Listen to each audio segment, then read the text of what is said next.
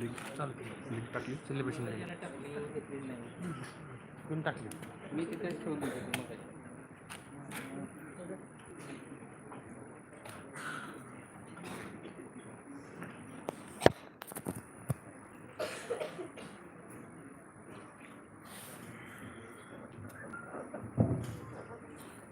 Good evening to you all. Chief guest of today's function, Lieutenant Colonel Manisha Batman, Vice Principal Satara, Senior Master P.G. Gahisa, members of the jury, members of the faculty, bright and brilliant participants, and all my dear achievements present in this august gathering. I, Cadet Vedant, extend a warm and hearty welcome to you all to witness the inter-house English elocution for the academic year 2022-2023. Ladies and gentlemen, the word elocution is derived from the Latin word elocutio, meaning manner of expression. In classical Latin, it means public speaking or oratory.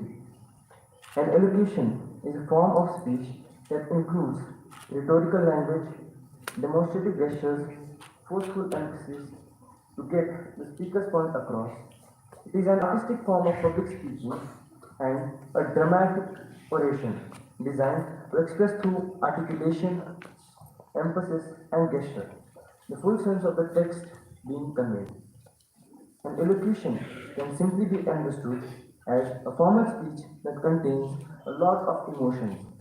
In contrast to normal speech, the specialty of elocution is that it is an emotional speech which has the power to get the reaction from the audience. Ladies and gentlemen, the main purpose of communicate the skill of speaking and ability to address the audience with confidence and emphasis in our cadets. So, they should convey the message with clarity, emotion, and eloquence. A good elocutor requires the style of communication, speed of talking, variation in tone, volume, and clarity in expressing self, and mainly the eye contact which he makes personally. The audience. Lastly, the content on which he speaks must be understood by the listeners. Ladies and gentlemen, now moving on with the rules and regulation of this competition, we have 8 participants. Both houses are represented by 4 participants each, and each speaker will be given a time span of 4 minutes. At the end of the 3rd minute, a bell will be given, which will be an indicator for the participant. The timekeeper for today's competition is Cadet Darsh Raurani from Tilak House. The judges for today's competition are Mr. U.K. Surwade sir, Mr. J.M. Pandey sir, and Mr. S.C. Thoke sir. Ladies and gentlemen, and dear residents, now, without taking much of your time, let us begin the competition. The first speaker of the day is Cadet Yatharth Patil of Shivaji House. He says unemployment is growing to be one of the worst problems in the world. According to him, it is the time we should do something about it, as it is our responsibility to lead our nation to be able to present his views.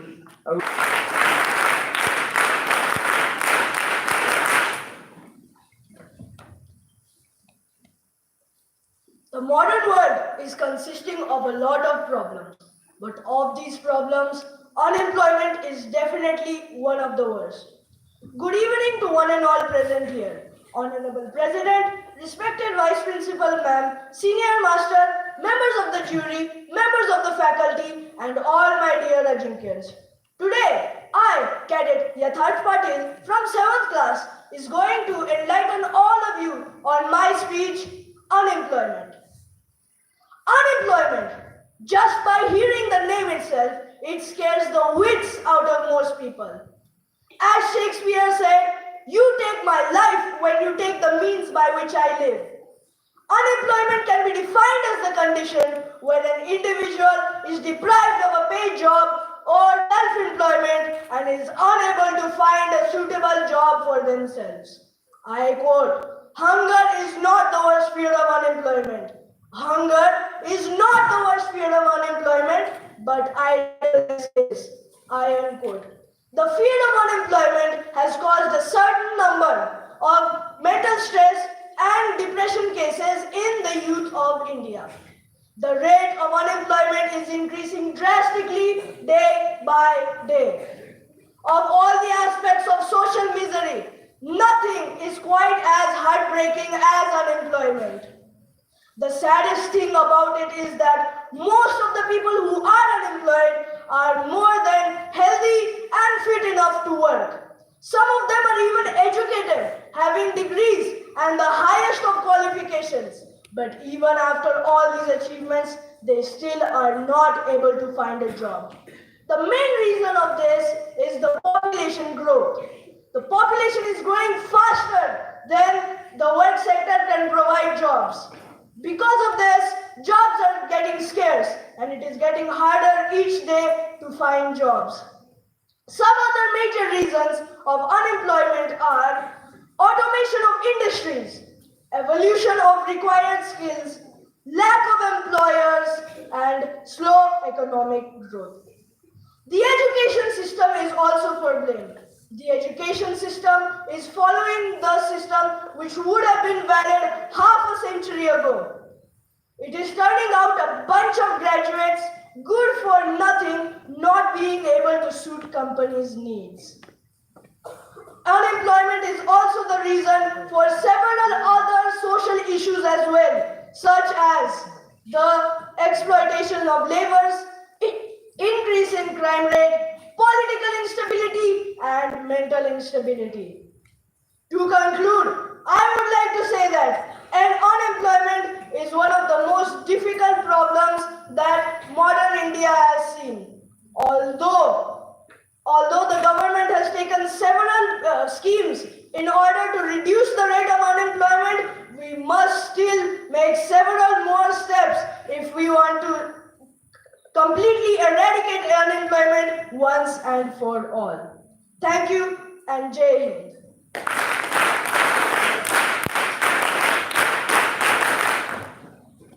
Well done, Cadet Yatharth.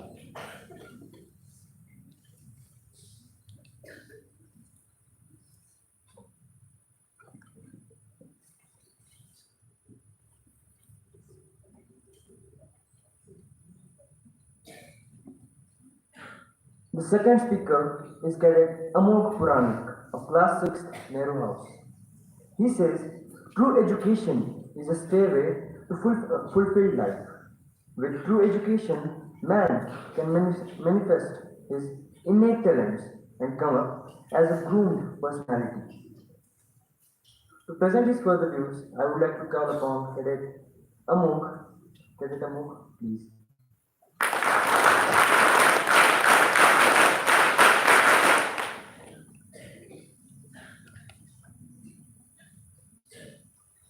Good evening to everyone present in this August hall today. Respected President, Honorable Vice Principal Ma'am, Senior Master, members of jury, members of faculties, and all my dear students.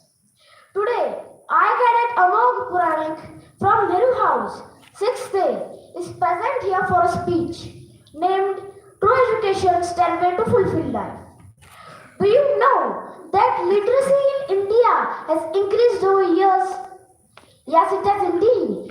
In fact, we see a whole new market of education that has come up in our society. Knowledge had great importance from ancient time. Vasishtha had said to Lord Rama, Jnanavanena sukhavana jnanavanena jivati, jnanavanena balavana tasmata jnanavayo bhava. That is, knowledge makes a person happy. It keeps him alive, gives him strength. So one should get knowledge. The modern industry keeps saying that there is enough competent industry-ready personnel, and on the other hand we see highly educated youngsters with big degrees in their pockets are lying idle in their homes, unemployed, unhappy, plagued with mental and physical disorders and committing suicides. To get the the discrepancy behind this, I am going to share my thoughts with you today about true education. Now, the first question that comes in our mind is, what is true education? True education is a process of facilitating learning or acquiring knowledge, skills, values, morals, beliefs, and personal development. Today's youth, along with their parents and society in general, have forgotten the principle of dignity of labor. Every job, may it be manual or intellectual, deserves dignity and respect. Don't we know that a toilet is as important as a temple? Don't we know that in an institution like us, a sweeper or a peon is important? But if yet our children or youngsters don't get high salary jobs, they are dejected and sad. This is because hypocrisy exists in our society. True education is all about being richer in values and morals and not all about gaining mere academic information. Looking at anything or any thought in various perspectives is a sign of a developed brain. In Prashnopanishad, Pippaladi Rishi called this ability of meditation. These are all facets of true education, I think. At last, I would like to say, it is not all about winning small battles, but it's winning the ultimate war that comes. Thank you, and have a nice day ahead. Jai Hind!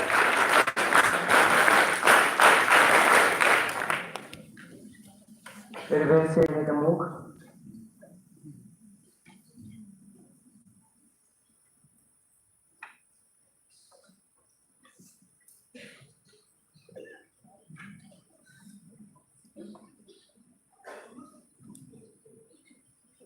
The third speaker is Cadet Siddhi Gangatire of Shivaji House. She says, discipline, integrity is the most important quality one should have. And how discipline can change anyone's life and career and get them to zenith of success in every field whichever they are. To further express her views, I invite Cadet Siddhi. Cadet Siddhi, please.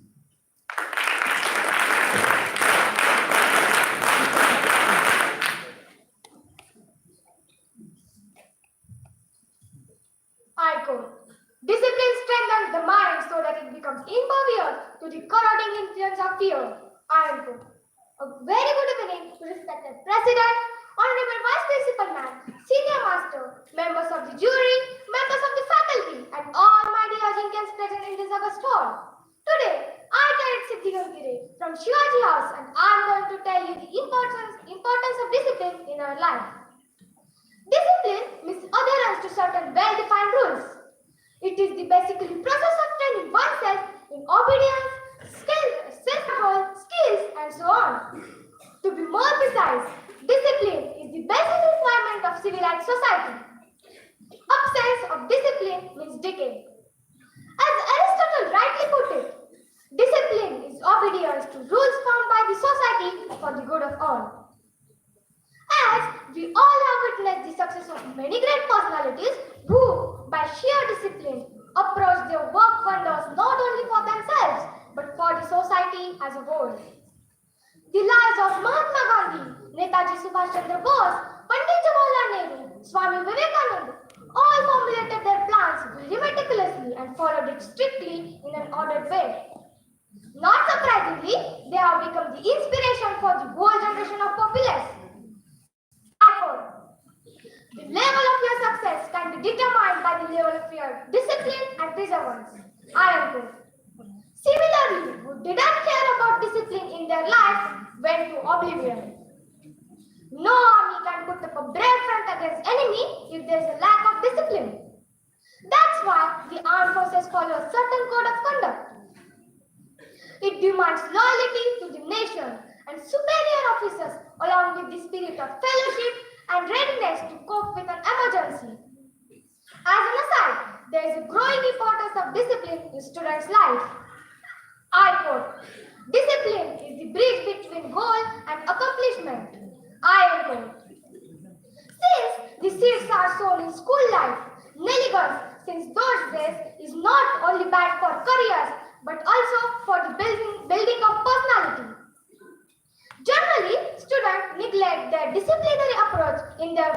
and their procrastinating and casual attitude becomes very dear for them, making them many times depressed and at most frustrated.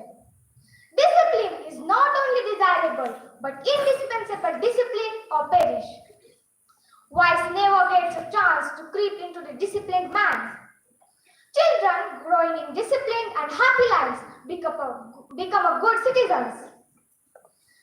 The rising crime graph in the society can be attributed by the lack of discipline. In today's fast and hectic life, where the survival of the fittest is the only mantra, is it imperative to every Tom, Dick, and Harry to inculcate discipline? At last, I would like to say that while uneducated birds and beasts know how they lead their regulated lives, when uneducated birds and beasts know how they lead their regulated lives, alas, man endowed with intelligence does not lead the disciplined life, does not lead the disciplined life. Thank you. Jai Hind.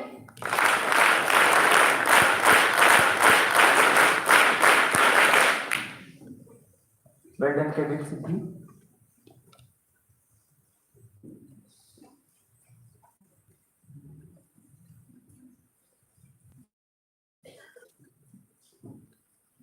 The fourth speaker is Cadet Ria Dhoni of Nehru House. She says, all success stories in the world or stories of great people's failure are what to call upon Cadet Ria Dhoni. Cadet Ria, please.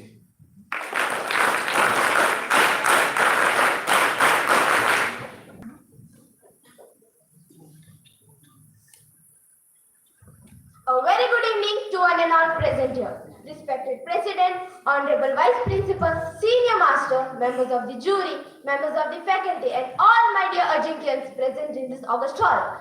I am Cadet Ria from Class 7, Nehru House, and I am here to speak on the topic belief system. All the success stories in the world are all stories of the great people's failure, but it was their ability to bounce back in tough times that had made them successful. You don't lead your life. You don't lead your life. Your patterns are leading your life. You don't take your decision. Your patterns are influencing your decision. From where you will get the motivation? What's the real source of motivation? From where a human get motivated all time? Some are saying trust, happiness, contentment. Some say success, while others believe in money. If money was the motivation, then the organizations which are paying the highest salaries should have added zero resignation rate. But even in these organizations, people are leaving jobs, which means money is not the highest motivation. If success is your motivation, until you are successful, you are motivated. When you face failure, your all motivation disappears. Motivation should not be outside it should be inside out. The real source of motivation is belief system. When a newborn baby takes its first steps, it is supported by its mother. It believes that every step it is supported. But in reality, the mother withdraws her support to make the child walk on its own. The belief of the mother in child makes him walk unknowingly. It's all about belief system. Belief system can make a man do anything. The mind is so powerful. With the help of this mind, it can make you, it can break you. You can become strongly mental or you can become mentally strong. You can have a hopeless end or you can have an endless hope. It's all about belief system. Do you know the girl Arunima Sinha? She came from the village of Uttar Pradesh. She lived with her mother, brother and sister. She was a national volleyball player. She wanted to join armed forces. She got a call letter from CISF and faced a life-changing accident while traveling to Delhi by train. Some robbers came upon the train. They snatched her bag and threw her out of the train. A train coming from the opposite track ran over her leg. She was rushed to the hospital. When she came to know that there is a multiple fracture in her back, she has to walk with prosthetic leg. She said, God, if you saved me, there must be some reasons. Now I will make history by climbing Mount Everest. And not only Mount Everest, but she climbed the 7 peaks of the world. She has, yes, my dear friends, you heard it clearly, 7 peaks of the world. She has also received the Padma Shri Award. While receiving the award, she said some wonderful words. A person is disabled with his body, not with his mind. If he is disabled with his mind, then he is disabled for the whole life. So dear Ajinkyans, we must believe in ourselves to live a happy and fruitful life ahead. That's all I with me. Thank you and have a nice day ahead.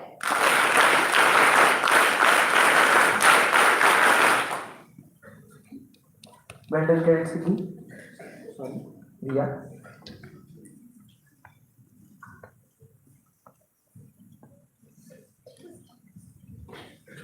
The fifth speaker is Cadet Aro Patil of Shivaji House. He says COVID-19 was first reported in Wuhan, China. It affected the lives of people all across the globe and the education of more than 1.6 billion students, and also posed challenges for both students as well as teachers. To present his views, I would like to call Cadet Aro Patil. Cadet Aro, please.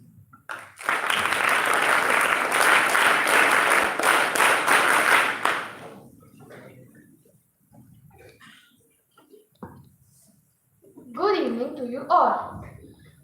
Respected President, Honorable Vice Principal Ma'am, Senior Master, members of the faculty, members of the jury, and all my dear Ajinkyans present in this August gathering. Today, I, Cadet Arav Patil from Shivaji House, will speak on COVID-19 and its effect on education. COVID-19 was first reported in Wuhan, China on 31st December 2019. The first case in India was of a 20-year-old woman from Kerala on 27 January 2020. The first lockdown in India was from 25th March 2020 to 30th May 2020. COVID-19 led to massive disruption in the entire world. It affected the education of more than 1.6 billion students. The traditional educational system had to change into education in emergency, using various online platforms that pose as challenges for both teachers and students. The challenges faced by the teachers were shortfall of online teaching infrastructure, limited exposure of many teachers to online platforms, and they needed to adopt it. Many schools did not have the needed infrastructure. Due to this, they got completely cut off with the students. There was the difficulty in class control due to students keeping their videos off, and many of them could not afford data packs. There was also a break in the rhythm due to poor internet connectivity. There was the centralized exams that got postponed. This affected the admission schedule. The syllabus got reduced, meaning certain important topics got left out. Similarly, the challenges faced by the students were many of them could not afford digital devices. Due to this, they got completely cut off from the education. Many of them could not afford data packs. Due to this, they joined few classes with their videos off. There was also a lack of peer interaction and with the teachers that affected the development of social skills. Many of the students also became lazy. So they did their meetings on their bed. This affected their time management and daily routine. There was also easy access of digital devices. This affected their attention span and also lured them onto internet surfing. There was also inclusion of screen effects, the drastic reduction in sitting tolerance and writing. Many central exams could not be done by the students due to poor internet connectivity. Many of the central exams students used their unfair means, and it also became a second nature of many students. Later, when the physical classes restarted, social distancing, alternate day classing, and wearing the mask also affected the learning process. To conclude, the schools have reopened and the physical classes have restarted. To prepare and improve for the future eventuality, digital content and tools should be superimposed in traditional content and also should be superimposed in traditional teaching process, as it would make education even better. Thank you and Jai Hind.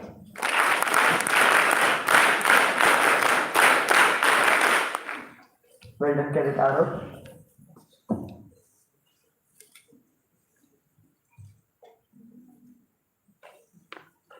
sixth speaker is Cadet Vedant Savanke of Nehru House. He says, radioactive pollution is very much dangerous. We should try our best to avoid it, and it may result in disastrous harm. To present his views, I would like to call upon Cadet Vedant. Cadet Vedant, please.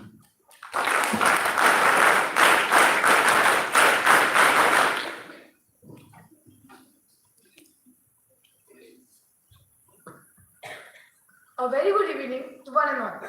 Respected President, Honorable Vice Principal, Senior Master, members of the jury, members of the faculty, and all my dear Ajinkya's present in this August hall. Today, I, Cadet Vedant Vijay Saranke from 7C Nehru House, am going to speak upon a topic, radioactive pollution. Radioactive pollution is just like a physical pollution to all life-supportive systems like air, water, land, etc.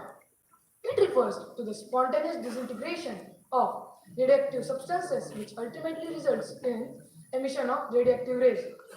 These emitted radiations prove too harmful and affect the biotic environment in numerous ways.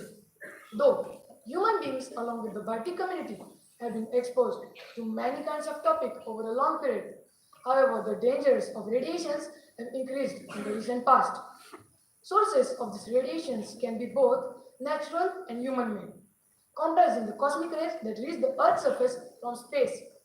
A few examples of natural substances are radium-224, carbon-14, potassium-40, etc. In contrast, some of the man-made substances include refining and mining of plutonium, thorium, fuel preparation, production of nuclear weapons, and nuclear power plants. Now, I will go on to speak about how nuclear weapons manufacturing over the years has managed to inflict a more potent dose of radioactive pollution on our environment with each passing year. Atomic bombs, amongst many other nuclear weapons, were first used in World War II on the twin cities of Japan in the year 1945. Those cities were Hiroshima and Nagasaki. Since then, there is a craze amongst the countries to possess their nuclear power weapons. However, a very few know the disastrous effects it can pose if used carelessly. Nuclear explosions include uncontrolled chain reactions which are capable of making any substance radioactive in the vicinity. It affects some of these materials include iodine-131 and cesium-137. These are transformed into gases which go high up in the air to form mushroom clouds. Then, from there, it enters soil and water in the form of vapor. It affects the biotic environment by increasing leukemia, skin cancer, and induces mutation. Higher levels can also cause instant death. Mutant genes are transferred from generation to generation and effects are clearly visible. There is no cure for radioactive pollution and people should use it carefully and wisely to avoid the dangerous effects caused by radioactive rays. To conclude, I would like to say that radioactive pollution is very dangerous for us. Do you agree that radioactive pollution is dangerous for us? Yes! Then we should try our best and we will try our best to avoid it. And if possible, we would stop it. That's all from my side. Thank you. Jai Hind.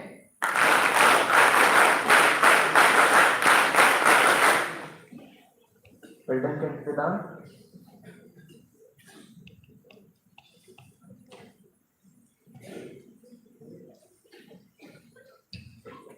Is Cadet Prasad Swami of Shivaji House. According to him, God can be realized through serving humankind. Unless you serve a person, you cannot serve the God. The best way to worship the God is to serve the mankind. To further express his views, I would like to call upon Cadet Prasad Swami. Cadet Prasad.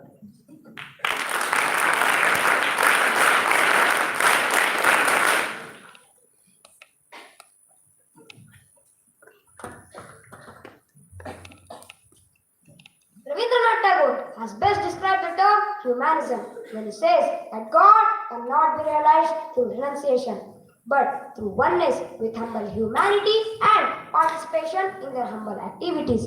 In one of his lyrics expresses faith in these words: leave this chanting and singing and telling of beads. Whom do you worship in this lonely dark corner of temple with doors all shut? Open your eyes and see your God who is not before you. A very good evening to one and all present here. Honorable President, respected Vice Principal Ma'am, Senior Master, members of the jury, members of the faculty, and all my dear amicus present in this August hall. Today, I, Cadet Prasad from Shivaji House, is going to express my views on the topic Humanism, the true worship of God. Rabindranath Tagore admonishes the priest who tries in vain for deliverance. Deliverance does not mean renunciation. It is to be found toiling with the poor and sharing their labor. Religious practices does not lie in ritualism, as many of us have come to believe.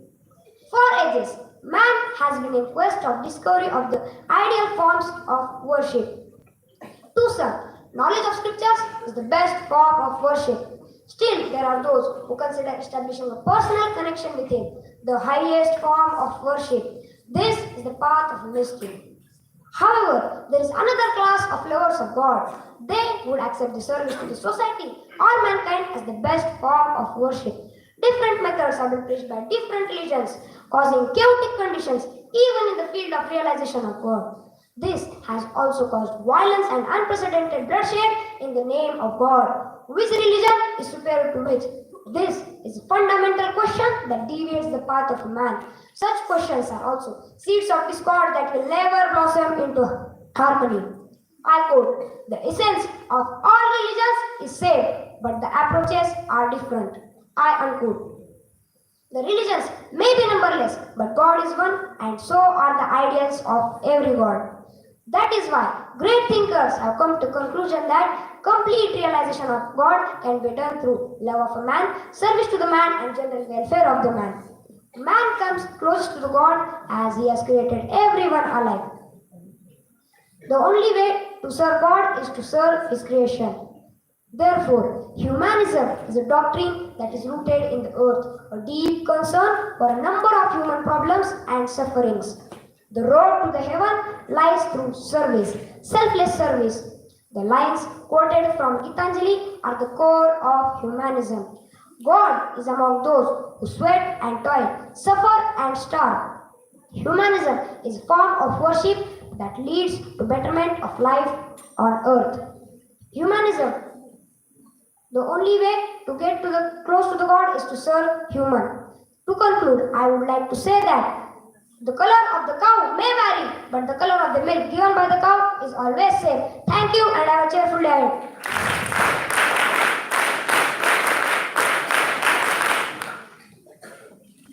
Very well said, Cadet Prasad.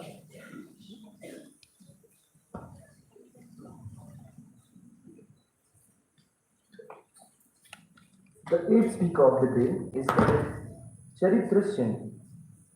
According to him, ever since a long time, we have seen man in some kind of power unseen. Even though we can't see it, we feel its presence. And working this is what gives rise to superstitions. To further express his views, I would invite Cadet Chaitra Sen. Cadet Chaitra, please.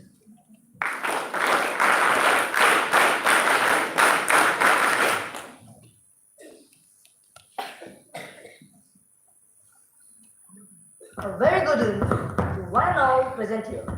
My dear respected President, Vice Principal, Senior Master, members of the jury, members of the faculty, and all my dear Ajinkyas. Today, I, Cadet Chirithar Seni, from Class 6B, Nehru House, is going to deliver a speech on a very interesting topic called Science and Superstition. Ever since a long time, we have seen man believe in some kind of power unseen.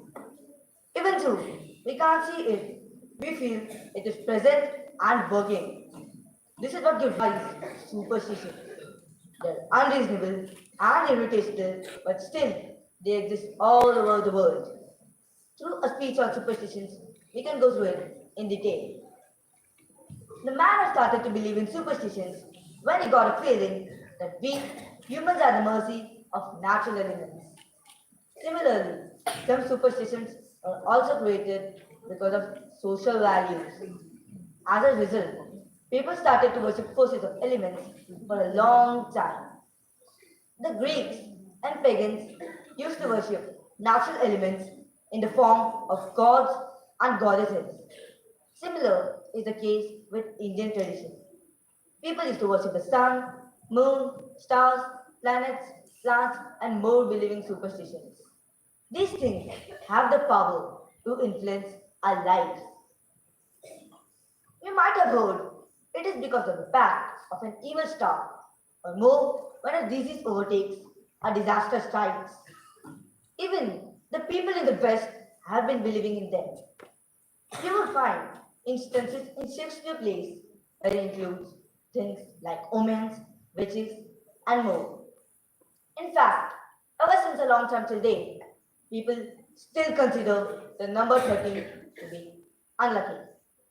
Similarly, the salt spilling over the dinner table is an ill omen. There are many superstitions which people in India follow. When someone ceases during the time of departure, people consider it unlucky. Alternatively, when offering the curd before the start of any journey is auspicious. When you hear the long waving of a cat, people consider it a bad omen. A group which follows superstitions a lot are students appearing for an examination.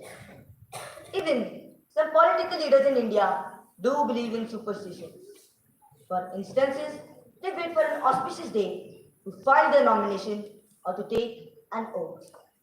In other words, we can say that even in the higher places in India, people do believe in superstitions. If we look at it closely, there is no logic behind such beliefs in superstitions. They have grown age old, and despite of all the scientific advancement, they're not going to go anywhere soon. However, it is better to subject ourselves less to them, or else each moment of our life will be on the edge. That's all from my side. Have a nice day. Thank you. Well done, Guided Chandra.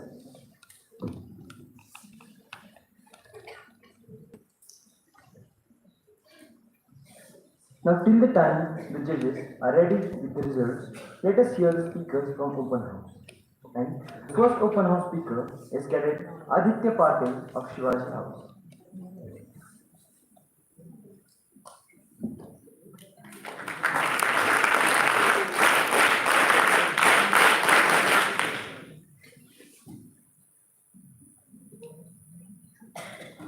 I quote, a strong woman knows its strength enough for the journey, but a woman of strength knows it's in the journey where she will become strong. I unquote.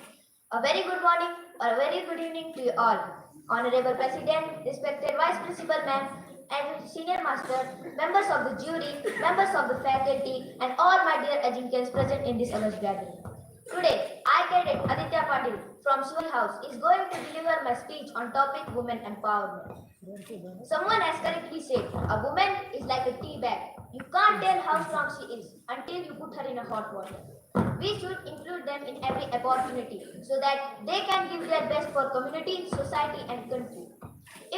However, if we look at history, we will notice that women have set an example in different fields. But if we observe present conditions, we will notice that women have several limitations on them. Empowerment is the process of retrieving and giving them their proper place and recognition in the society. On the other hand, this is unfortunate that women get title and no appreciation despite being talented. In male-dominated societies, women are treated as non-existent and they are still not allowed to pursue higher education and professional life. They can't contribute to decision making to their family also. Or as all human beings, they also hold a similar weight as men. So it is a wake-up call for us to empower. And is like a ray of hope to which they are entitled. Nonetheless, it will strengthen their willpower. In our country, women empowerment is the only issue of conversation. But in other countries, women and girls are self-dependent to make their own decisions and take responsibilities on them. And this is the reason for those countries to fall into the bucket of developed ones. Women can contribute to assisting the country as they are the ones who understand the meaning of responsibility. They perform well in almost every aspect of life. in our country is among those which are less secure for females. There is a need for women empowerment so that women can take a stand for their rights. There are a lot of methods to empower women. We should take part in encouraging and supporting our women in our society. We can allow every field so that she is prevented from women education should be made necessary so that women can become literate enough to live their life fully. Child marriage must be prevented and a huge punishment should be inflicted if someone is found involved in it. The government should spread awareness about these among people and encourage them to behave well with their daughters on how to defend themselves and face problems boldly.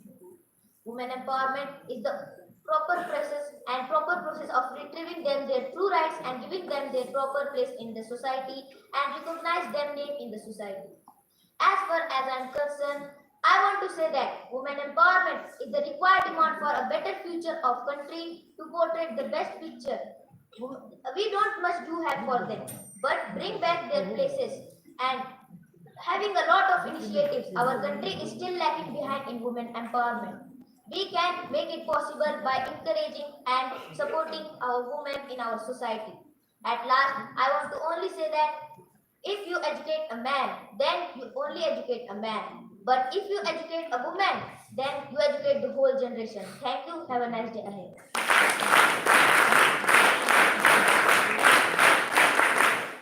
Thank you, Cadet Aditya. The second open house speaker is Cadet Riddhi Rao Khande of Nehru House.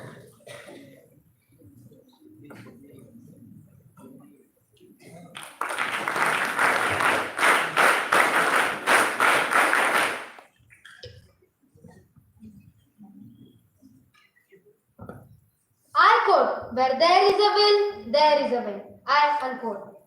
You all must have heard this proverb being used a lot. It is one of the most used proverbs today. It has a lot of meaning when we come to think of it. Its essential meaning is that if you set your mind to do something, you can easily do it. Good evening to one and all present here. Respected President, Honorable Vice Principal, Senior Master, members of the jury, members of the faculty, and all my dear Ajinkya's present in this August hall. I am Cadet Siddhi Rao Khande from Class 7, Nehru House, and I am going to acquaint you about how willpower can bring change to a person's life. Willpower is the desire to achieve something, and if you have the willpower to do something, you can easily do it. This proverb is equally applicable in almost all aspects of your life. This proverb is also a statement of encouragement. It tells people not to give up but continue till their goals and dreams are achieved. Furthermore, this proverb highlights the importance of willpower, hard work, and determination. Sometimes specific tasks are too difficult to achieve. However, with a strong willpower, you can easily confront any obstacle and create a new pathway. This proverb is quite important in helping people push their limits and achieve their dreams and goals. This proverb, it makes them more determined and focused towards their goals. People who are willing to take risks no matter the cost will successfully achieve their goals. But if you just dream and do nothing to achieve your goals, most likely you will fail and become incompetent. But on the other hand, if you work hard to achieve your goals, you will definitely find a way. History is the best example filled with people's great success and achievements through a strong willpower and determination. It shows how people following this proverb have reached the great heights of their life. Before concluding, I would like to recite a poem. Where there is a will, there is a way to search and discover a better day. Where a positive heart is all you need to rise beyond and succeed. Where your minds grow up and respect each other based on their deeds and not on their race. Where the times are dim, say as I say, where there is a will, there is a way. At last, I would like to say that a person without willpower is nothing but zero. And if you want to be successful in life, you should be always focused towards your dreams and achieve them. Thank you and have a nice day ahead.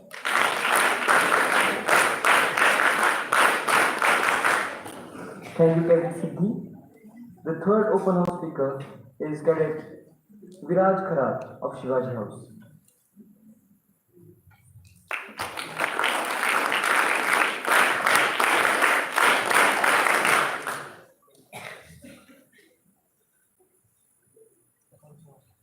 I quote, knowledge is power, information is liberty, education is the premise of progress in every society, in every family.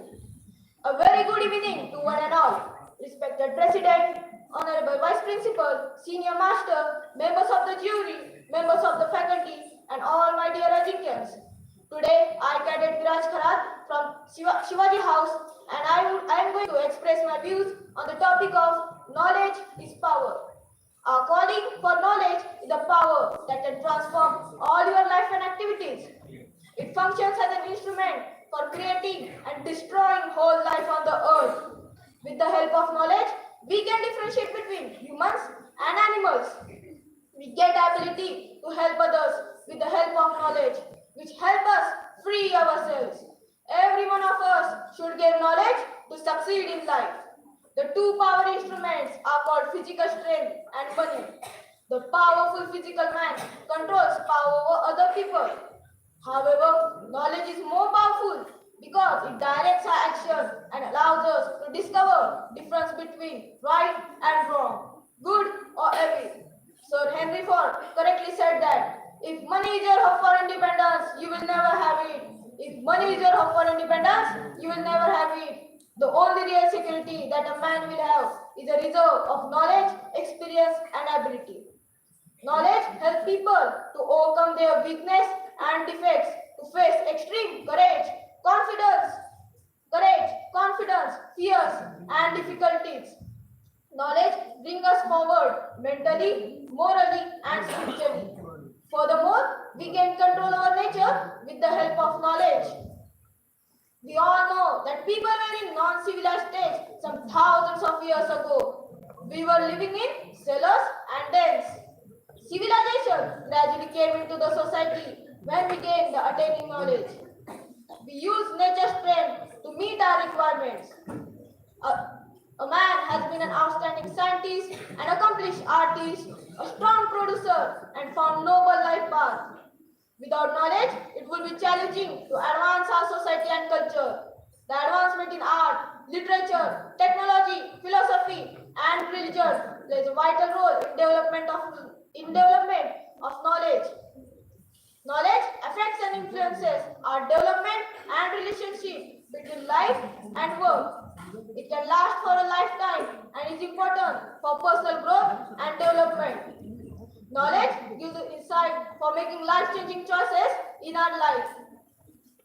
However, to learn more, make progress, and achieve one's goal, it is important to adopt a positive attitude. Mighty minds with the power of knowledge will rule the minds of millions.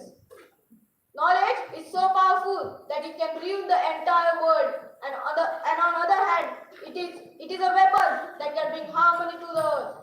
We can say that knowledge allows a person to grow and develop. Besides, knowledge brings prosperity and happiness to the country. In conclusion, I would like to say that knowledge will tower, ignorance will cover. Knowledge will tower, ignorance will cover. And until the last hour, knowledge is power. And until the last hour, knowledge is power. Thank you. Jai Hind, Jai Bharat.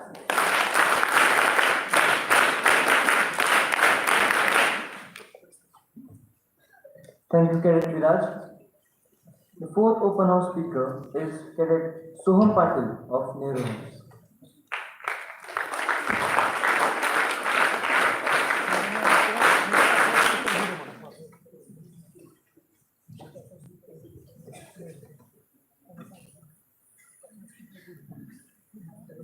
Good evening to one and all present here. Respected President, Honorable Vice Principal Ma'am, Senior Master, members of the jury, members of the faculty, and all my dear Ajinkyans present here. Today, I, Cadet Soham Patil from class 6th Nehru House, want to speak about life is a long journey between human being and being human. Human beings can act upon a nature to create a new world to fulfill their wants and desires. Human actions has a force for changing the laws of nature. Human beings are endowed with the divine favor of bringing an abstract entity, quality, or concept into existence.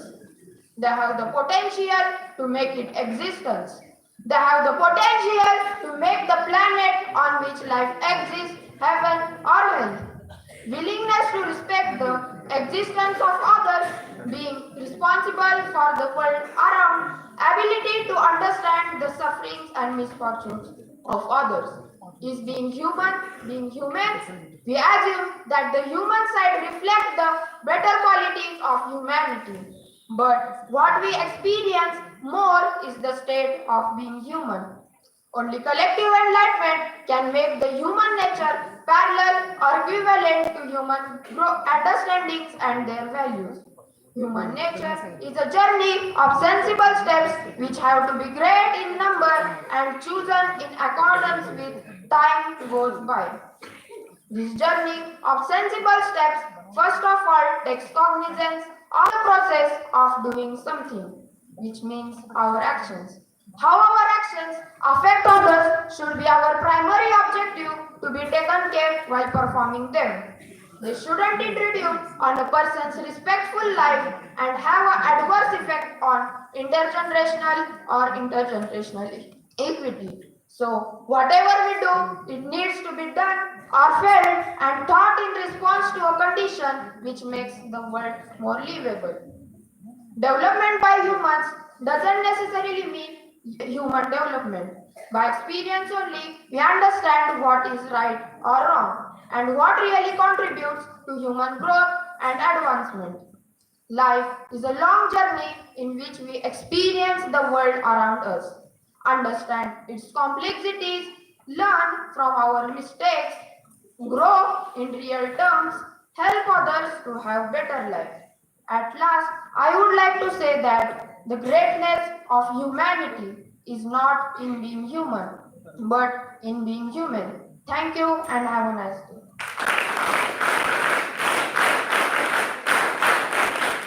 Thank you, Cadet Soham. The fifth open house speaker for the day is Cadet of Shivaji House. Technology should improve your life, not become your life.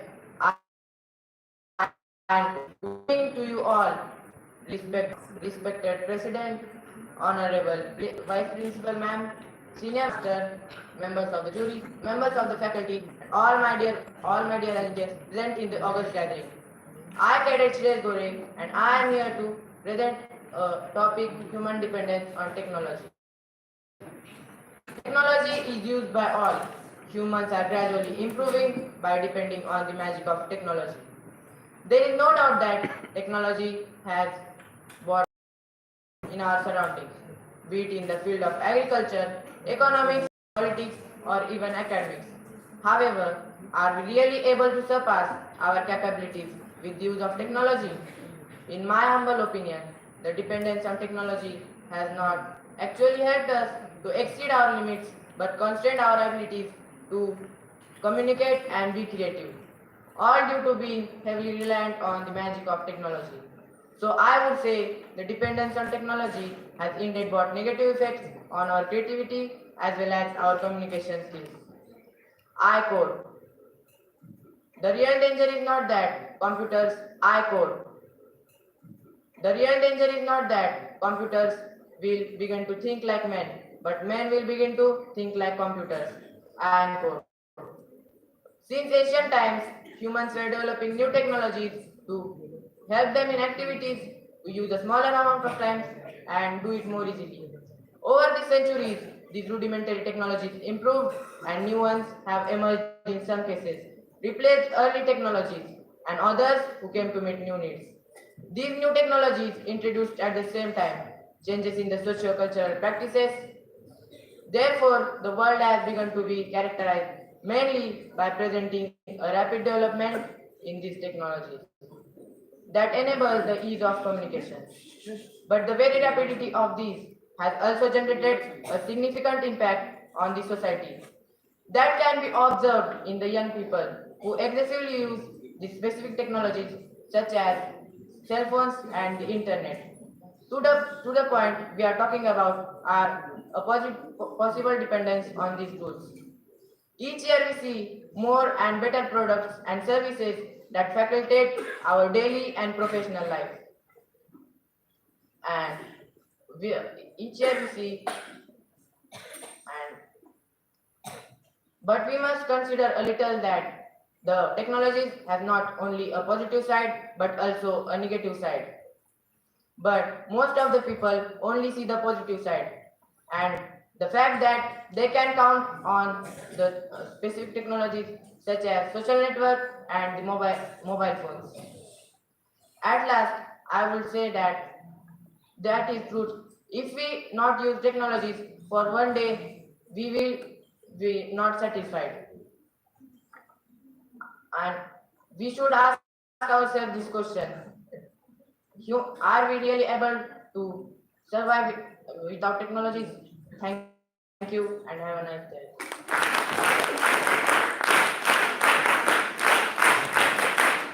Thank you, Ted Shreyas. Ladies and gentlemen, now it's time to acknowledge the talent of our brimming buddies. Now, I would like to invite Mrs. Rebecca Simon Mann on stage for the conduct of prize distribution ceremony. Ma'am, please.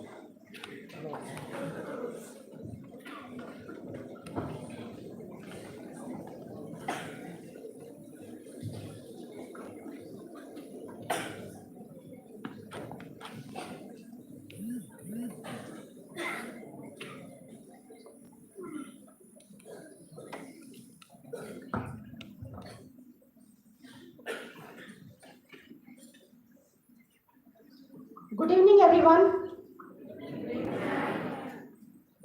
Elocution is the art of public speaking.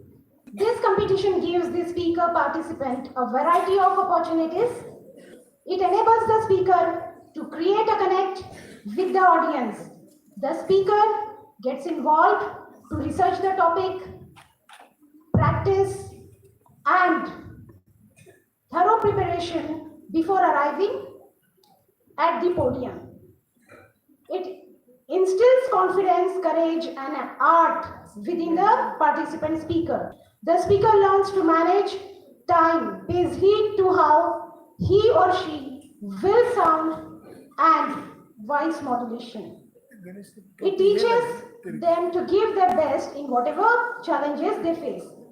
The speaker also has to check for the posture, gesture, pronunciation, expression, and command over the spoken English skills. Practice is the key to success, and we all have witnessed the practice each speaker has put in today. Without losing the time, let's move to appreciate the winners and the participants. To do this, may I now request the chief guest, Vice Principal Lieutenant Colonel Manisha Dabas, to kindly come to the stage to award the elocutors. Ma'am, please.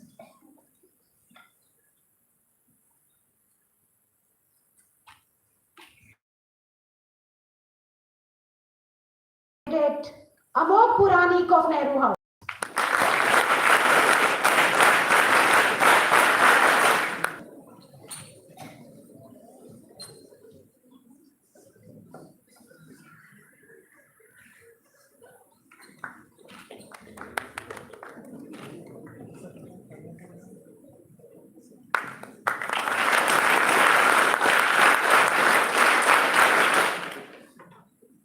Second position is secured by Cadet Ria Rodi of Nehru House.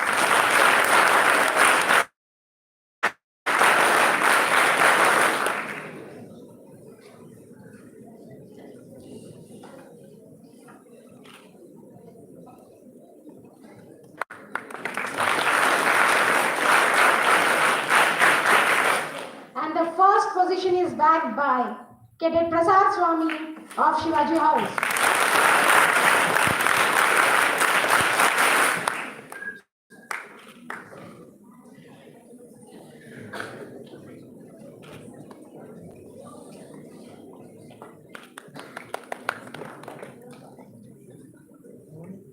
Now the certificates to the participants. Cadet Yatharth Patil is awarded with the certificate of participant.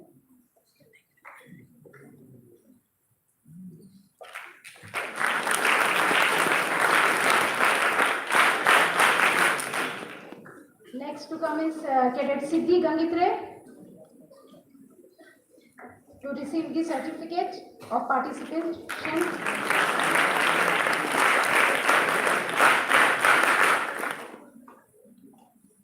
Cadet Arav Patil is awarded with the certificate of participation.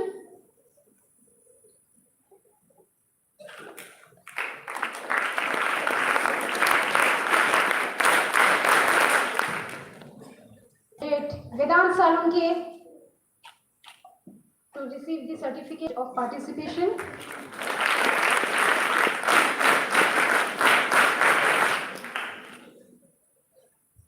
Cadet Charitra Saini to receive the certificate of participation.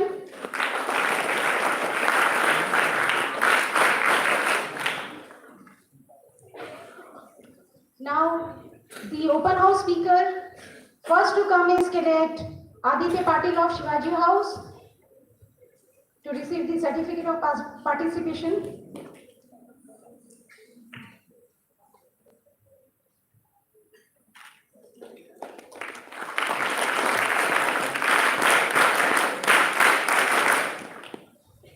Cadet Siddhi Rao Khande.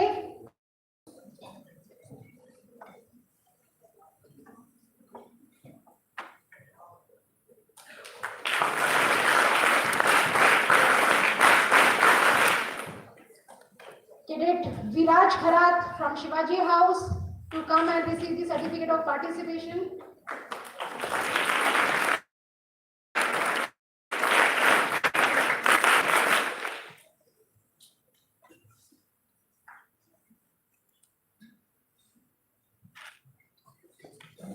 Cadet Soham Patil from Nehru House.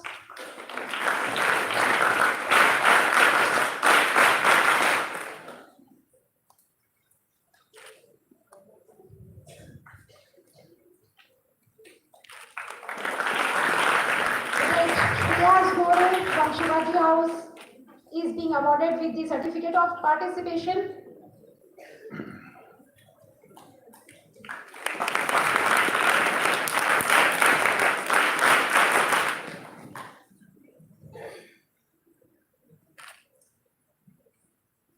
Cadet Darsh Rao Rane from Tilak House is awarded with the certificate for being the timekeeper of English Elocution competition.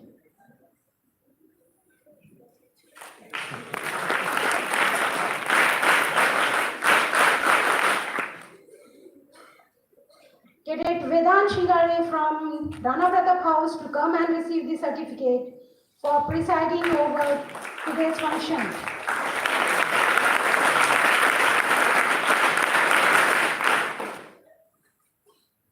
Now the presentation of the trophies. Second position goes to Shivaji House. And the winner of the Inter-House English Elocution Competition 2022 and 23.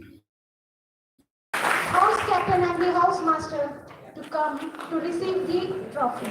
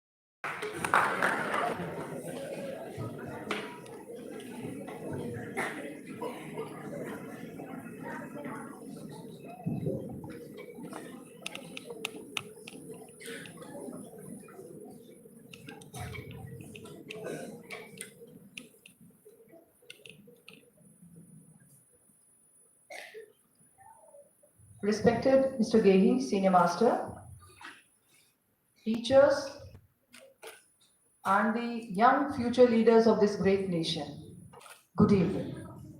First of all, I'd like to compliment the organizing committee who organized this event so flawlessly. Excellent show.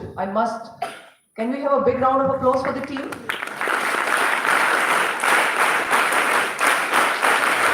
Okay. Now, most important, my compliment goes to each of the candidates who stood here on the dais and spoke. Winning and losing is a separate thing. But how you take initiative, how you participate, that shows a lot of courage, your leadership qualities. So compliment to each cadet who has today stood up, was there on the stage, whether he was there as a competitor or in the open house. Well done, boys and girls. Excellent show, I must say. Now, cadets, I'd just like to tell you one thing. I'll just like to explain one quote. Generally, army cantonments, it is written, more you sweat in peace, less you bleed in war. What does it mean? It means when our unit is in peace station, they are there for training, preparing themselves for future wars. They train themselves so well that in case of war, there is less casualty. Now, in case of you all, this quote fits in a way that more you train yourself now, more initiatives you take now, there are less chances of failure in life. You understood what I'm trying to tell you? Yes, cadets? Yes, that's better. Your jaw should always be high. You should always remember why your parents have put you here. So you must train yourself in these formative years.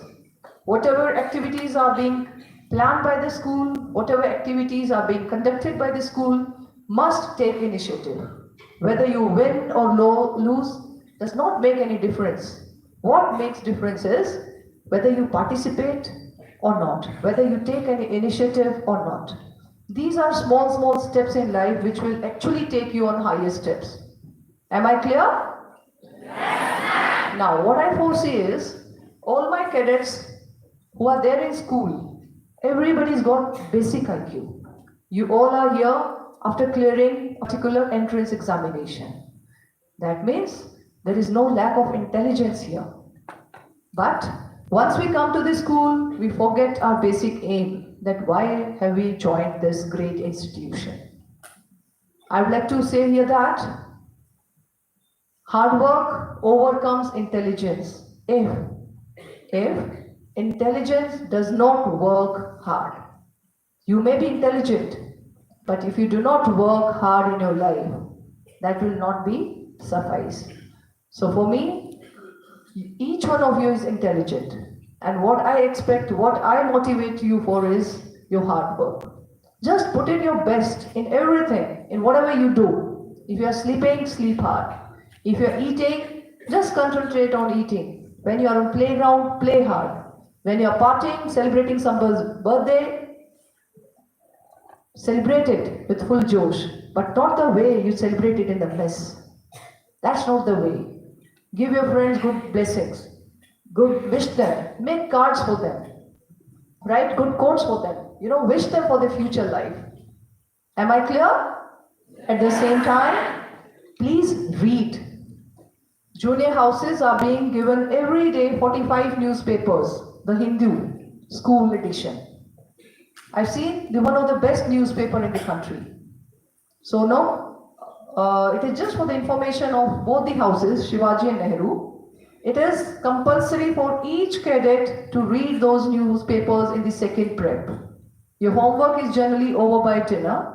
So once you are there in the second prep, you should be reading that newspaper.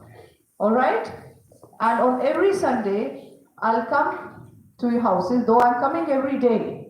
But a Sunday visit would be specifically to ask questions from those newspapers. That's two. So we'll basically start having the quiz competition in both the houses regarding those newspapers. If you open that newspaper, if you see there are n number of activities. There's a vocabulary column, there's a diary writing column, everything is there. So if you utilize it fruitfully, beta, that will actually give you a power of communication. Am I clear?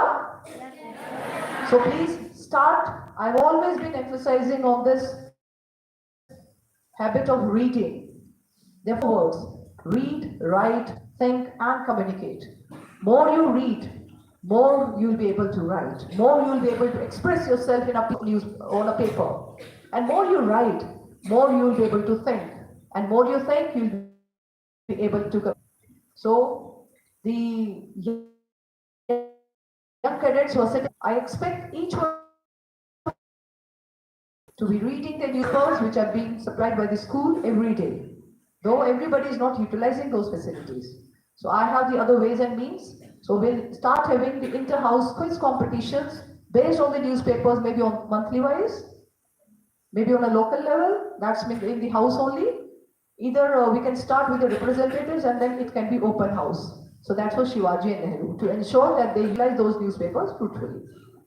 An excellent show. My special compliments to the medal winners. Very well done. To the organizing committee and to each participant who had come on this dais and spoke. Very well done. Thank you. Have a nice day. Jai Hind.